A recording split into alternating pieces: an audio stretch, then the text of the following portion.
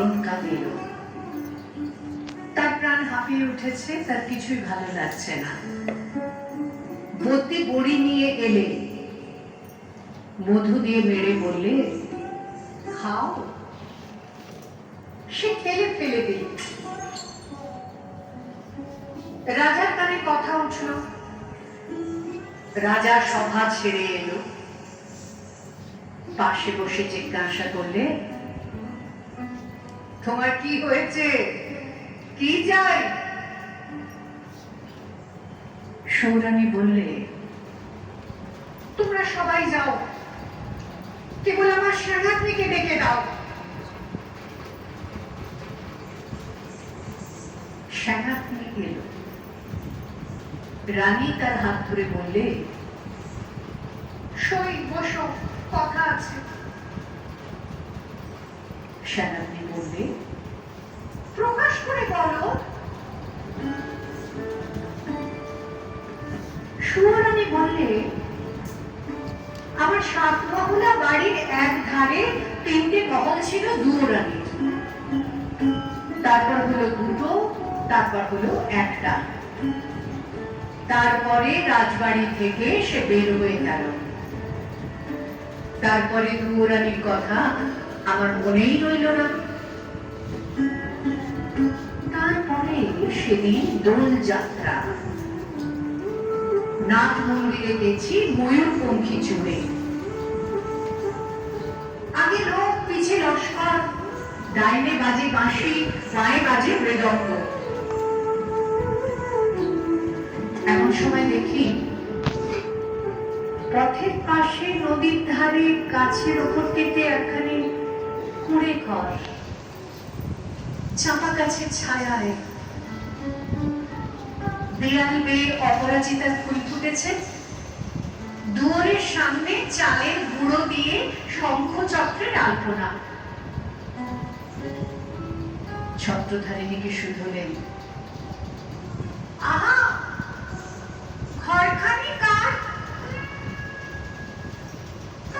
ছত্রধারিণী বললে, চিনতে পারলে না? ওই তো দুরানীর। তারপর ঘরে ফিরে এসে একলা বসে আছি। প্রদীপ জ্বালেনি, মুখে কথা নেই। রাজা এসে জিজ্ঞাসা করলেন, তোমার কি হয়েছে, কি চাই? আমি বললেন, এ বাড়িতে আমি থাকবো না। রাজা বললেন, আচ্ছা বেশ, আমি তোমার জন্য কোঠা বাড়ি বানিয়ে দেব, গজদন্তের দেয়াল দিয়ে। তার মেঝে কি হবে দুধের ভেড়ার মতো সাদা, আর মুক্তোর ঝিনুক দিয়ে তার কিনারে এঁকে দেব পদ্মের মালা। আমি বললেন, আমার বড় সাধ, কুঁড়ে ঘর বানিয়ে থাকি তোমার বাহির বাগানের একটি ধারে। রাজা বললেন, আচ্ছা বেশ, তার আর ভাবনা কি? কুঁড়ে ঘর বানিয়ে দিলে। সে ঘর যেন তুলে আনা বনফুল। যেমনি তৈরি হলো অমনি মুষড়ে গেল। বাস করতে গেলে কেবল লজ্জা পেলে।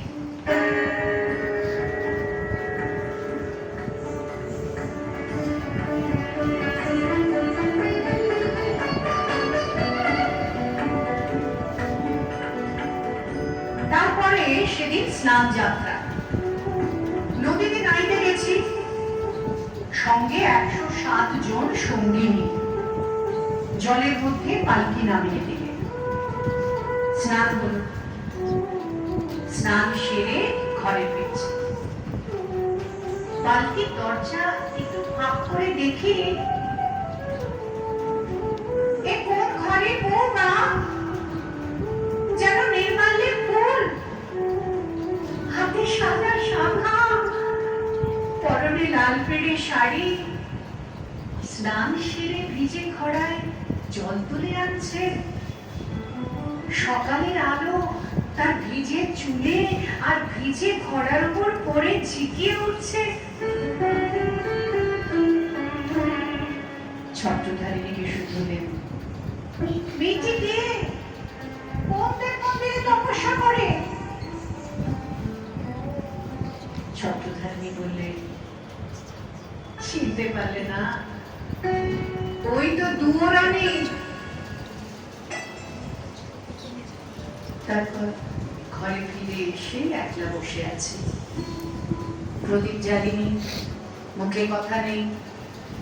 রাজা এসে জিজ্ঞাসা করলে, তোমার কি হয়েছে, কি চাই? আমি বললেন, আমার বড় সাধ, রোজ সকালে নদীতে নিয়ে মাটির ঘড়ায় জল তুলে আনবো বকুলতলার রাস্তা দিয়ে। রাজা বললে, আচ্ছা বেশ, আমার আর ভাবনা কি। রাস্তায় রাস্তায় পাহারা বসল, লোকজন গেল সরে, সাদা শাখা পরলে বা লাল পেড়ে শাড়ি, স্নান সেরে ভিজে ঘড়ায় জল তুলে আনলেন। দৌড়ের কাছে এসে ঘড়া আছড়ে পাবলে যা ভেবেছিলেন তা হলো না, শুধু লজ্জা দিলে।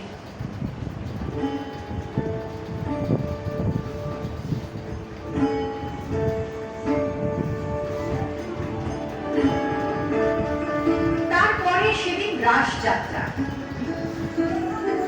সমস্ত রাত নাচ হলো, গান হলো। পরদিন সকালে হাতির ওপর হাওড়া চলল। পালকি করে ঘরে ফিরছি, পর্দা ফাঁক করে দেখি এক নবীন কিশোর, চূড়ায় তার গোলাপ ফুলের মালা, হাতে তার ডালি, তাতে শালের ফুল, তাতে বনের ফল, তাতে ক্ষেতের শাক।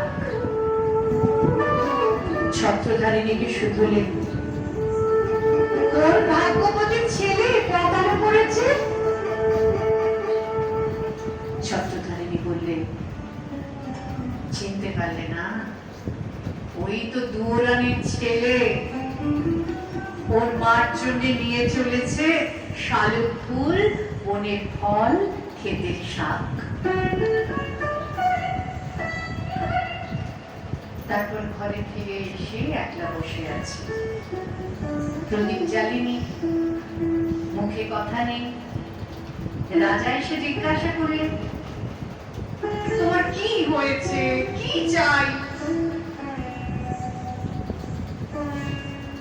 আমি বললেন, আমার বড় সাধ, রোজ খাবো শালুক ফুল, বনের ফল, ক্ষেতের শাক। আমার ছেলে নিজের হাতে তুলে আনবে। সোনার পালঙ্কে বসে আছে, ছেলে ডালি নিয়ে এলো, তার সর্বাঙ্গে ঘাম, তার মুখে রাগ। ডালি পড়ে রইল, লজ্জা পেলেন।